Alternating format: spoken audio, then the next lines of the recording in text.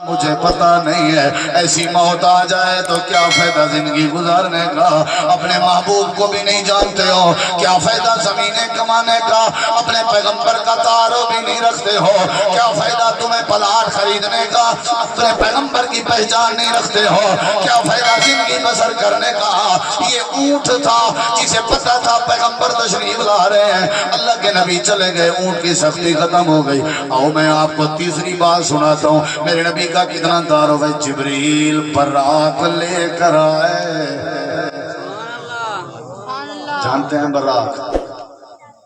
ادھر دیکھیں، جب معراج پہ تیاری تھی براق تشریف رکھی ہے اللہ کے نبی، ادھر دیکھیں آپ اپنا پاؤں رکھنے لگے، براق سواری کودنے لاتے جبریل نے ہاتھ جب چھوڑ دیا تو فرمایا اللہ کے نبی تشریف لے آئیے۔ اللہ کے نبی فرماتے ہیں میں خود حیران تھا، پہلے سواری بدک رہی تھی، جب جبریل نے کان پکڑا میں جب بیٹھنے لگا میں نے دیکھا سواری سر نیچا کر کے رو رہی ہے، آنکھوں سے آنسو آ رہے ہیں۔ میں نے کہا جبریل اب میں نہیں بیٹھوں گا، پہلے یہ بتا تو نے سواری براق کے کان میں کیا بات کہی ہے؟ حضرت جبریل نے کہا اللہ کے نبی میں نے اسے پکڑ کے بتایا ہے، خوش نصیب ہے تو آج تیری کانڈ پہ وہ ہستی سوار ہو رہی ہے جس ہستی کے ساتھ کی کائنات میں رب نے کوئی ہستی نہیں بنائی ہے۔ یہ اپنے احساس میں رو رہی ہے اور آپ کے سامنے ادب کے ساتھ جھکی ہوئی ہے۔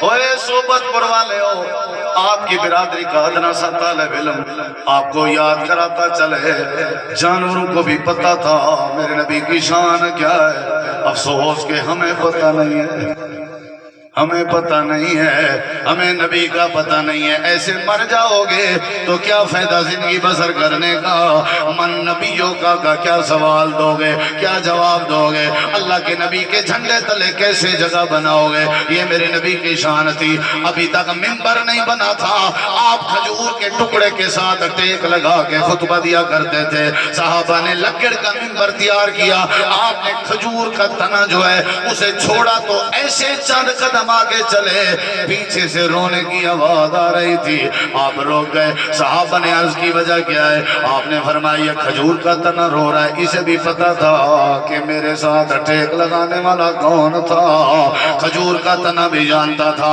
اللہ کے نبی واپس آئے، آپ نے کھجور کے تنے کو جپھی ڈالی، گلے لگایا، وہ روتا روتا چپ کر گیا، آپ نے گڑا کھدوا کے کھجور کے تنے کو دفن کروا دیا۔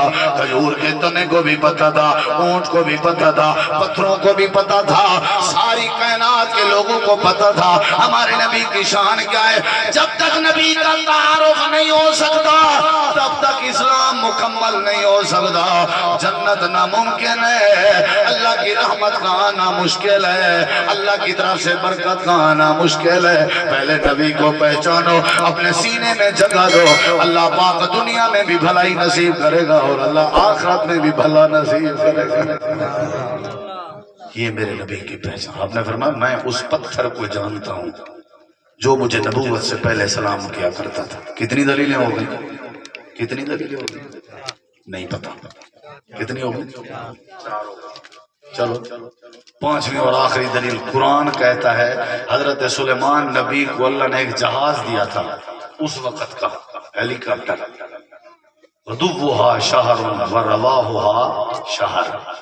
ایک دن کا جو سفر، ایک دن میں جو سفر کرتے تھے وہ ایک مہینے کے برابر ہوتا، اور ایک رات میں جو سفر کرتے وہ بھی مہینے کے برابر ہوتا۔ تخت تھا، اس پہ سوار ہو جاتے اور اللہ آسمانوں کے قریب قریب کی فضاؤں کی بلندیوں کی سیر کراتا۔ یہ سلیمان نبی ہے، لیکن جب تیرے میرے نبی کی باری آئی تو اللہ نے کہا سبحان الذی اسری بعبدہ لیلا، سلیمان نبی ایک دن میں 30 دن کا سفر، ایک رات میں 30 راتوں کا سفر کرتے تھے، لیکن جب میرے نبی کی باری آئی، پہلے زمین سے لے کے آسمان تک 500 سال کا فاصلہ، پھر دوسرے تک 500 سال کا، پھر تیسرے تک 500 سال کا، چوتھے تک، پانچویں تک، چھٹے تک، ساتویں تک، سدرۃ المنتہا تک 500 سال کا، پھر عرش معلیٰ تک 500 سال کا، اتنے فاصلے جاتے ہوئے بھی آتے ہوئے بھی رب نے پیغمبر کو کروائے کب؟ لیلن، پوری ایک رات میں بھی نہیں، رات کے کچھ حصے میں اللہ پاک نے خصوصی حصے میں، لیلن رات کا جو خصوصی حصہ ہوتا ہے اس میں اللہ نے اتنا بڑا سفر کروا کے ساری کائنات والوں کو بتایا۔